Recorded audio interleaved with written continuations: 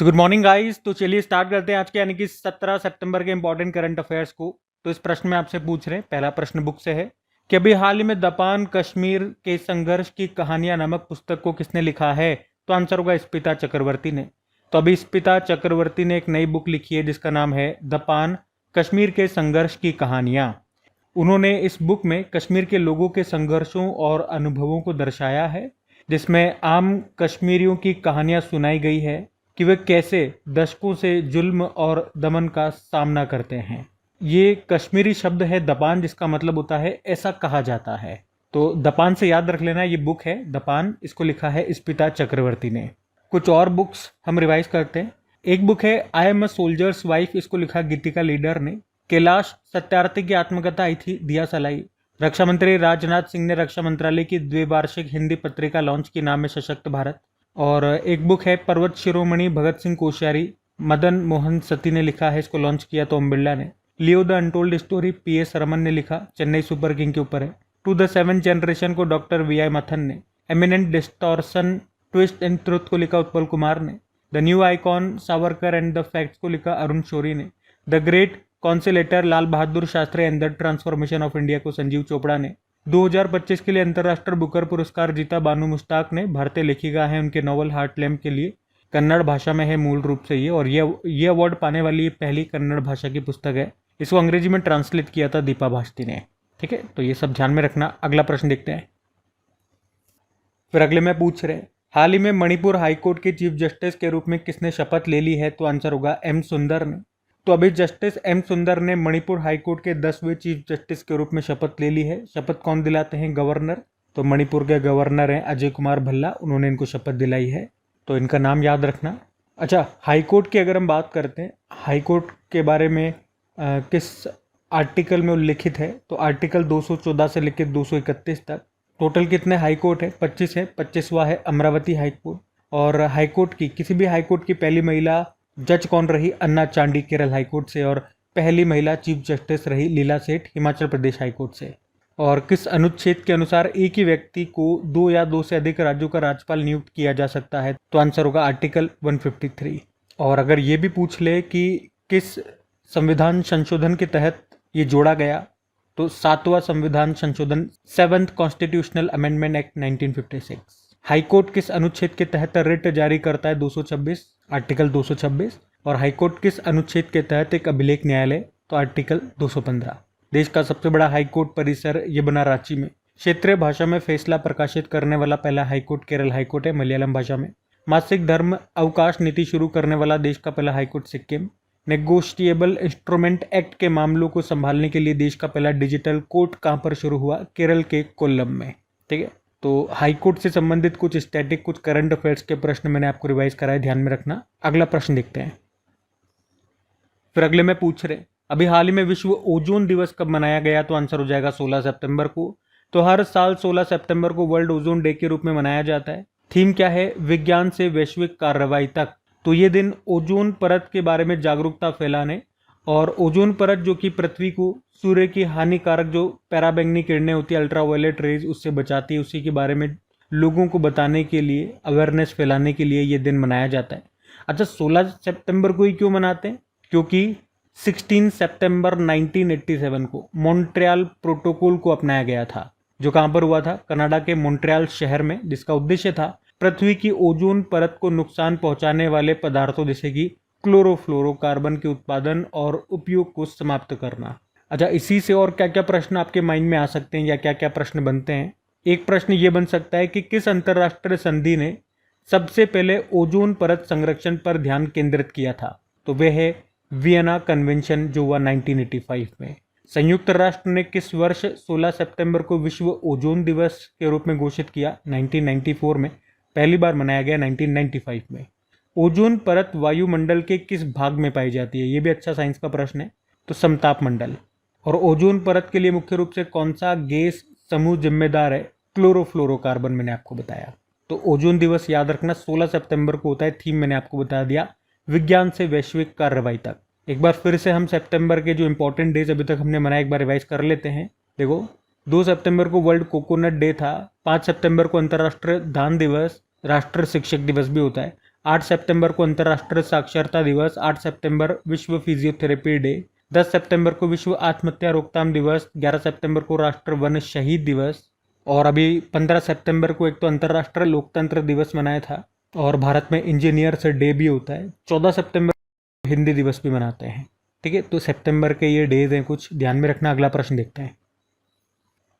फिर अगले में पूछ रहे हैं कि अभी 2025 महिला हॉकी एशिया कप में भारत पदक तालिका में कौन से स्थान पे रहा?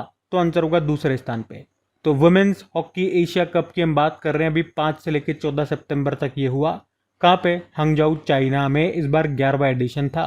मेडल टैली में आप देखोगे तो पहले स्थान पे चाइना है, दूसरे पे भारत है, तीसरे पे जापान है। आप इस चैंपियनशिप को ऐसे भी कह सकते हो कि 2026 में जो हॉकी वर्ल्ड कप होंगे उसके लिए ये क्वालिफाइंग टूर्नामेंट है, और इसमें पहले स्थान पे चाइना है, तो चाइना इसे जीत करके 2026 हॉकी वर्ल्ड कप के लिए क्वालिफाई कर गया है। अच्छा, आप पूछोगे 2026 का जो हॉकी वर्ल्ड कप है कहाँ पे होगा? तो कई बार हम पढ़ चुके हैं, बेल्जियम और नीदरलैंड में होगा। और ये जो महिला हॉकी एशिया कप है, मैं आपको ये भी बता दूं, अभी इसका जो ये 11वां एडिशन हुआ, अभी तक भारत 2 बार इसको जीत चुका है, एक तो 2004 में, एक 2017 में। अब याद रखना, ये हम बात कर रहे हैं महिलाओं की, महिलाओं का हॉकी एशिया कप। अभी कुछ दिन पहले पुरुषों का हॉकी एशिया कप भी हुआ था, जिसको भारत ने जीता था साउथ कोरिया को हरा करके, जो कहाँ पे हुआ था? राजगीर, बिहार में। देखो, हॉकी से संबंधित कुछ प्रश्न मैं आपको रिवाइज कराता हूँ। जैसे कि अभी 15वां hockey India sub junior men's national championship हुआ चेन्नई में, उसको पंजाब ने जीता झारखंड को हरा के। 15वां junior national women's hockey championship हुआ अभी काकीनाडा आंध्र प्रदेश में, उसको झारखंड ने जीता हरियाणा को हरा के। और जो अभी अभी हमने बात की थी, 12वें नंबर का हुआ था men's Asia hockey cup Rajgir Bihar में, उसका मैस्कॉट था चांद। और हमने कहा कि अगले साल जो हॉकी वर्ल्ड कप है वो कहाँ पर होगा? बेल्जियम, नीदरलैंड में होगा। वैसे हॉकी से कुछ स्टैटिक याद रख सकते हैं क्या? एक तो ये याद रखना, इंटरनेशनल हॉकी फेडरेशन स्थापना होती है 1924 में, हेडक्वार्टर लुज़ेन स्विट्जरलैंड, हेड है मोहम्मद तैयब इकराम। 1928 में भारत इसका सदस्य बनने वाला पहला एशियाई देश बना था। हॉकी इंडिया स्थापना होती है 2009 में, हेडक्वार्टर नई दिल्ली, अध्यक्ष Dilip Tirkey. Asian hockey federation का हेडक्वार्टर कोलालमपुर मलेशिया में मिलेगा। और कुछ कप्स एंड ट्रॉफीज की बात करें तो अजलान शाह कप हो गया, Aga Khan cup, Dhyanchand cup, Rangaswamy cup, Scindia cup, Ranjit Singh cup, Beighton cup और इंदिरा कप हो गया। ठीक है, तो ये सब ध्यान में रखना। अगला प्रश्न देखते हैं। फिर अगले में पूछ रहे हैं कि शंघाई कोऑपरेशन ऑर्गेनाइजेशन शिखर सम्मेलन 2027 का आयोजन ये कहाँ पर किया जाएगा? तो आंसर होगा पाकिस्तान में। शंघाई कोऑपरेशन ऑर्गेनाइजेशन समिट की हम बात कर रहे हैं, जो 2027 में होगा। 27वां एडिशन पाकिस्तान उसको होस्ट करेगा। इसके अलावा अगले साल वाला तो आप जानते हो, 2026 वाला जो 26वां एडिशन होगा वो बिश्केक किर्गिस्तान में होगा। और अभी जो हो गया वो तो आपको पता ही है, 2025 में जो इसका 25वां एडिशन हुआ था, अभी 31 अगस्त और 1 सितंबर को हुआ था ये तियानजिन, चाइना में। और आपको ये भी बता दूं कि भारत अभी तक इसे एक ही बार होस्ट किया है, एससीओ समिट को, 2023 में। बाकी एससीओ समिट की बात करें, देखो पहले से शंघाई 5 के नाम से जानते थे, इसका फॉर्मेशन होता है 1996 में। फिर 2001 में इसका 6ठा मेंबर बना था उज्बेकिस्तान, तब इसका नाम बदल के एससीओ कर दिया गया। 2017 में भारत और पाकिस्तान इसमें शामिल हुए 7वें और 8वें मेंबर के रूप में। हेडक्वार्टर बीजिंग चाइना में हो गया और हेड है झांगमिंग। इसका 9वां मेंबर ईरान बना था 2023 में, और 10वां मेंबर बेलारूस बना था 2024 में। अफगानिस्तान और मंगोलिया इसके ऑब्जर्वर कंट्री हैं। और हमने देखा कि इस साल इसका समिट हुआ अभी तियानजिन, चाइना में। और जो 5 सेंट्रल एशियन कंट्री हैं उसमें से एक इसका मेंबर नहीं है, वो कौन सा है? तुर्कमेनिस्तान है। ये भी आप ध्यान में रखिएगा। ठीक है, अगला प्रश्न हम देखते हैं। फिर अगले में पूछ रहे हैं कि अभी हाल ही में किसने इंडिया मार्केट एक्सेस नाम से एक पोर्टल लॉन्च किया? तो आंसर होगा सेबी ने। तो अभी सेबी ने, security and exchange board of India ने, इंडिया मार्केट एक्सेस नाम से एक पोर्टल को लॉन्च किया है। इस पोर्टल का उद्देश्य है भारत में ईज ऑफ डूइंग बिजनेस और फॉरेन इन्वेस्टमेंट को बढ़ाना। तो इस पोर्टल को सेबी ने national stock exchange, Bombay stock exchange जैसे अन्य इंस्टीट्यूशन के साथ मिलकर के डेवलप किया है। काम क्या होगा इस पोर्टल का बात करें तो ये पोर्टल फॉरेन पोर्टफोलियो इन्वेस्टर्स को रजिस्ट्रेशन और डॉक्यूमेंटेशन से रिलेटेड सभी जानकारियां एक ही जगह पर देने के लिए बनाया गया है। मतलब इस पोर्टल में फॉरेन पोर्टफोलियो इन्वेस्टर्स को रजिस्ट्रेशन, डॉक्यूमेंटेशन और इंडियन मार्केट के बारे में जो भी जानकारी है वो एक ही जगह पे मिल जाएगी, इसी पोर्टल पे। ये फॉरेन पोर्टफोलियो इन्वेस्टर्स का मतलब क्या हो गया? तो कोई भी फॉरेनर व्यक्ति हो गया, कोई फॉरेन की कंपनी या ऑर्गेनाइजेशन हो गया, जब वो किसी दूसरे देश में, मतलब जहाँ की है वहाँ नहीं, उसके अलावा किसी और देश में, जैसे कि भारत में शेयर मार्केट या बॉन्ड मार्केट में पैसा लगाती है, तो उन्हें फॉरेन पोर्टफोलियो इन्वेस्टर कहा जाता है। और इनका उद्देश्य सिर्फ रिटर्न कमाना होता है, ये किसी कंपनी को ऑन या मैनेज नहीं करती है। जैसे ही शेयर मार्केट डूबने लगता है या डाउनफॉल आने लगता है, ये अपना पैसा निकाल निकाल के भाग लेती है। फिर मार्केट ऊपर बढ़ता है तो पैसा डालने लग जाती है। बस ये इनका काम है, रिटर्न कमाना। इनको अच्छा पैसा दिखता है, शेयर बेच देती है, पैसा कमा लेती है, फिर कहीं और पैसा डाल देती है। बस ऐसे ही चलता है। अब सेबी की बात है, सेबी ने इसको लॉन्च किया। देखो, सेबी की स्थापना 1988 में भारत सरकार की तरफ से तो कर दी गई थी, लेकिन आधिकारिक तौर पर ऑफिशियली सेबी को कानूनी मान्यता मिलती है 1992 में। हेडक्वार्टर मुंबई में हो गया, अध्यक्ष तुहिन कांत पांडे। अच्छा, इसके पहले हेड का नाम भी याद रखना, एस दवे, और पहली महिला हेड माधवी पुरी बुच रही है। सेबी से ही कुछ करंट अफेयर्स के प्रश्न अब मैं रिवाइज कराऊंगा। ऊपर हमने स्टैटिक पोर्शन देख लिया। तो सेबी ने निवेशकों की शिकायतों का समाधान करने के लिए स्कोर 2.0 सिस्टम लॉन्च किया था। सेबी ने निवेशकों के लिए सारथी 2.0 ऐप लॉन्च किया।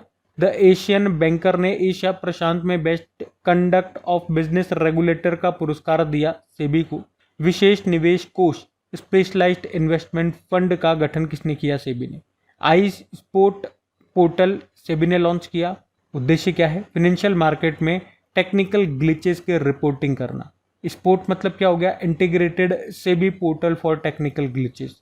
और सेबी ने ही धरोहर नाम से सिक्योरिटीज मार्केट के लिए डिजिटल ज्ञान भंडार शुरू किया। सेबी ने लॉन्च किया मित्र प्लेटफॉर्म। सेबी ने सेवा नाम से वर्चुअल असिस्टेंट भी लॉन्च किया था। और bond central portal corporate bond market को सरल और सुलभ बनाने के लिए इसको लॉन्च किया सेबी ने। अब इस सेबी के एग्जीक्यूटिव डायरेक्टर बने थे सुनील कदम। तो इन सब कारण से सेबी अभी न्यूज में था, ध्यान में रखना। अगला प्रश्न देखते हैं। फिर अगले में पूछ रहे, हाल ही में विश्व एथलेटिक्स चैंपियनशिप में सर्वेश कुमार ने इतिहास रच दिया। पूछ रहे हैं ये विश्व एथलेटिक्स चैंपियनशिप का आयोजन कहां पर किया गया? तो आंसर होगा टोक्यो में। वर्ल्ड एथलेटिक्स चैंपियनशिप 2025 अभी 13 सितंबर से 21 सितंबर तक ये चल रहा है। कहां पर? Tokyo, Japan. इस बार ये इसका 20वां एडिशन है। और अभी सर्वेश कुमार इसमें फाइनल में पहुंचने वाले पहले भारतीय ऊंची कूद के खिलाड़ी बन गए हैं। प्रश्न को बिल्कुल ध्यान से पढ़ना, जो मैं बोल रहा हूँ वो ध्यान से सुनना, क्योंकि बहुत सी जगह आपको ये गलत पढ़ाया जाएगा कि सर्वेश ये वर्ल्ड एथलेटिक्स चैंपियनशिप के फाइनल में पहुंचने वाले पहले भारतीय बन गए। नहीं, ये सही बात नहीं है, ये अधूरा सेंटेंस है। तो पूरा सेंटेंस क्या होगा कि वे ऊंची कूद हाई जंप खेल में फाइनल तक पहुंचने वाले पहले भारतीय खिलाड़ी बन गए हैं विश्व एथलेटिक्स चैंपियनशिप में। तो खेल मेंशन कर दिया, ऊंची कूद में फाइनल में पहुंचने वाले पहले भारतीय हैं। केवल पहला भारतीय कहना ये कंप्लीट सेंटेंस नहीं है, ये गलत है। क्योंकि मैं आपको बता दूं, हमारे जो भाला फेंक खिलाड़ी है नीरज चोपड़ा, वे 2023 में बुडापेस्ट में जो वर्ल्ड एथलेटिक्स चैंपियनशिप हुआ था वहां पे गोल्ड जीत कर खिलाए थे। ठीक है।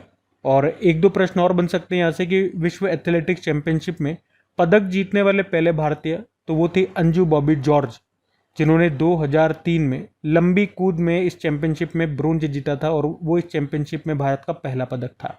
ठीक है, तो ये ध्यान में रखना। और इस बार वाले का आयोजन हो रहा है टोक्यो, जापान में। अगला प्रश्न देखते हैं। फिर अगले में पूछ रहे हैं कि भारत में पहली बार विश्व सागौन सम्मेलन 2025 का आयोजन ये कहां पर किया जाएगा? तो आंसर होगा इसका कोच्चि, केरल में। वर्ल्ड टीक कॉन्फ्रेंस 2025 बोलेंगे अंग्रेजी में।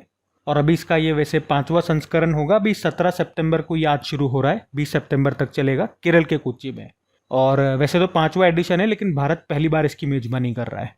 थीम भी है sustainable development for the global teak sector adapting to future market and environment.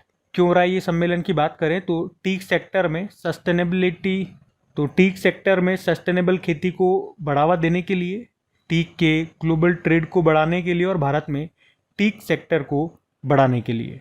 तो वर्ल्ड टीक कॉन्फ्रेंस की हम बात कर रहे हैं। इसका जो पहला एडिशन है 2011 में हुआ था कोस्टा रिका में। हर 3-4 साल में होता है। जैसे लास्ट एडिशन, चौथा एडिशन 2022 में हुआ था अक्रा, घना में, घना की कैपिटल अक्रा में। और अब हो रहा है ये भारत में, कहाँ? केरल, कोच्चि में। अब सम्मेलन की हम बात कर रहे हैं। कुछ और देख लो इस तरह के प्रश्न। अगर पूछे ग्लोबल इन्वेस्टर समिट का आयोजन हुआ था भोपाल में, उद्घाटन मोदी जी ने किया था। नवा एशियाई आर्थिक वार्ता एशियन इकोनॉमिक डायलॉग हुआ पुणे में। कार्बन बाजार पर पहला अंतर्राष्ट्रीय सम्मेलन प्रकृति हुआ नई दिल्ली में। संयुक्त राष्ट्र की महिला शांति सैनिकों के लिए पहला सम्मेलन हुआ नई दिल्ली में। 98वें अखिल भारतीय मराठी साहित्य सम्मेलन हुआ नई दिल्ली में। मोबाइल वर्ल्ड कांग्रेस 2025 हुआ स्पेन की बार्सिलोना में। बिम्स्टेक यूथ समिट हुआ अभी गांधीनगर गुजरात में। 14वीं एशियाई मत्स्य पालन और जलीय कृषि फोरम की बैठक हुई भारत में नई दिल्ली में। 12वां world government summit 2025 Dubai UAE में। और वेव्स समिट यानी कि world audio visual entertainment summit हुआ अभी मई के शुरुआत में भारत में हुआ, मुंबई में। पहली बार भारत ने इसको होस्ट किया था। ठीक है, तो ध्यान रखना ये। अगला प्रश्न देखते हैं। फिर अगले में पूछ रहे हैं, हाल ही में आईसीसी ने किसे अगस्त माह के लिए men's player of the month चुना है? तो आंसर होगा मोहम्मद सिराज को। तो अगस्त महीने की हम बात कर रहे हैं। अभी आईसीसी इंटरनेशनल क्रिकेट काउंसिल ने men's player of the month चुना है मोहम्मद सिराज को, जो भारत के तेज गेंदबाज है। वही महिलाओं में बात करें कि women's player of the month किसे चुना गया, तो ओरला प्रेंडरगास्ट को। ये आयरलैंड की प्लेयर है। बाकी आईसीसी इंटरनेशनल क्रिकेट काउंसिल की बात करें, स्थापना होती है 1909 में। हेडक्वार्टर दुबई यूएई और सीईओ बने थे संजोग गुप्ता। इस पद पर आने वाले दूसरे भारतीय हैं चेयरमैन जय शाह। ये याद रखना, आईसीसी हॉल ऑफ फेम में शामिल होने वाले पहले भारतीय महिला डायना एडुलजी और दूसरी नीतू डेविड। आईसीसी पुरुष क्रिकेट समिति के पुनर्ध्यक्ष बन गए सौरव गांगुली। महेंद्र सिंह धोनी को भी आईसीसी हॉल ऑफ फेम में शामिल किया गया और इस तरह से ये सम्मान पाने वाले वो 11वें भारतीय खिलाड़ी बने थे। ठीक है, ध्यान रखना ये। अगला देखते हैं प्रश्न। फिर अगले में पूछ रहे हैं, अभी हाल ही में हमारे जो केंद्रीय गृह मंत्री अमित शाह, इन्होंने भारत के सबसे बड़े खेल परिसर स्पोर्ट्स कॉम्प्लेक्स का उद्घाटन किया। कहाँ पर? तो आंसर होगा अहमदाबाद में। तो अभी 14 सितंबर को ही केंद्रीय गृह मंत्री अमित शाह उन्होंने भारत के सबसे बड़े स्पोर्ट्स कॉम्प्लेक्स का उद्घाटन किया है। कहाँ पे? नारायणपुरा, अहमदाबाद, गुजरात में। और इसे दुनिया का सबसे एडवांस स्पोर्ट कॉम्प्लेक्स भी कहा जा रहा है। और इस स्पोर्ट कॉम्प्लेक्स का नाम वीर सावरकर जी के नाम पे रखा है, वीर सावरकर स्पोर्ट्स कॉम्प्लेक्स। और कितने की लागत से बना है? 825 करोड़ रुपए की लागत से बनाया गया है। तो इसका नाम याद रखना, वीर सावरकर जी के ऊपर इसका नाम रखा गया है। वीर सावरकर जी से आपको याद आएगा। चलो एक प्रश्न, एक होमवर्क प्रश्न ये आप डाल लो। वीर सावरकर एयरपोर्ट ये कहाँ पर है, ये आपको बताना है। बाकी अहमदाबाद से ही अगर कुछ पॉइंट्स मैं आपको याद दिलाऊं, तो अभी Commonwealth senior weight lifting championship हुआ अभी अहमदाबाद में, हो चुका है अभी। और कहाँ पे हुआ था? अहमदाबाद, गुजरात में। इसमें टॉप पे भारत रहा था। भारत ने यहाँ पे 4 गोल्ड, 6 सिल्वर, 3 ब्रोंज जीते थे। और अभी 11वां एशियन एक्वाटिक चैंपियनशिप होगा भारत में। भारत में ये भी अहमदाबाद में होगा। इसका मैस्कोट जलवीर है। और इसी साल AFC under 17 Asian cup 2026 qualifier होगा। कहाँ पे? नवंबर में होगा, ये अहमदाबाद में ही। उसके अलावा आप देख सकते हो एशियाई भारोत्तोलन championship, Asian weight lifting championship जो अगले साल है वो गुजरात में होगी। तीरंदाजी एशिया पैरा कप विश्व रैंकिंग टूर्नामेंट है, ये 2026 वाला गुजरात में होगा। पुलिस विश्व पुलिस और अग्निशमन खेल 2029 वाले जो हैं ये अहमदाबाद, गांधीनगर और एकता नगर यानी कि गुजरात में होंगे। और वैसे भारत ने राष्ट्रमंडल खेलों के लिए जो 2030 में होंगे उसके लिए बोली भी लगाई है। अगर ये बोली भारत जीतता है तो फिर ये कॉमनवेल्थ गेम्स भारत में होंगे। भारत में भी कहाँ? अहमदाबाद में। तो बाकी ये थी आज की हमारी करंट अफेयर्स की क्लास। कमेंट करके ज़रूर बताइएगा सेशन आपको कैसा लगा, अच्छा लगा। तो वीडियोस को सपोर्ट ज़रूर कीजिएगा, अपने दोस्तों के साथ में स्टडी ग्रुप में शेयर कर देना। बाकी इनकी प्रैक्टिस के लिए क्विज आपको दी जाती है। कहाँ पर? क्रिक एग्जाम एप्लीकेशन पे, PDF टेलीग्राम पे मिलती है। दोनों का लिंक डिस्क्रिप्शन बॉक्स में है। बाकी चलो अभी कल के करंट अफेयर्स का हम क्विक रिवीजन कर लेते हैं और सेशन एंड करते हैं। तो कल पहला प्रश्न पूछा था, ज्ञान भारतम पोर्टल को किसने लॉन्च किया? प्रधानमंत्री नरेंद्र मोदी ने। फिर पूछा, PM मोदी ने अभी बेराबी सरांग रेल लाइन का उद्घाटन किया, किस राज्य में है? मिजोरम। 2025 विश्व तीरंदाजी चैंपियनशिप 2025 में भारत पदक तालिका में कौन से स्थान पर रहा? चौथे स्थान पे। पहला नेत्रहीन महिला T20 विश्व कप क्रिकेट का आयोजन किस देश के द्वारा किया जाएगा? भारत। भारतीय नौसेना को दूसरा anti submarine warfare shallow water craft मिल चुका है, नाम क्या है? INS एंड्रॉथ। किसने लगातार दूसरी बार ग्रैंड स्विस शतरंज टूर्नामेंट जीतकर इतिहास रचा? R वैशाली। 5वां राजभाषा सम्मेलन का आयोजन किया गया गांधीनगर में। अंतर्राष्ट्रीय लोकतंत्र दिवस मनाया गया 15 सितंबर को। लिवरपूल विश्व मुक्केबाजी चैंपियनशिप में 57 किलोग्राम कैटेगरी में गोल्ड जीता है जैस्मिन लेम्बोरिया ने। और आखिरी प्रश्न था, डीडी लपांग का निधन हो गया, किस राज्य के पूर्व मुख्यमंत्री थे? मेघालय। चलो कल का भी होमवर्क प्रश्न देखते हैं और सेशन एंड करते हैं। तो कल पूछा विशु उत्सव, ये विशु त्योहार कहाँ पे मनाया जाता है?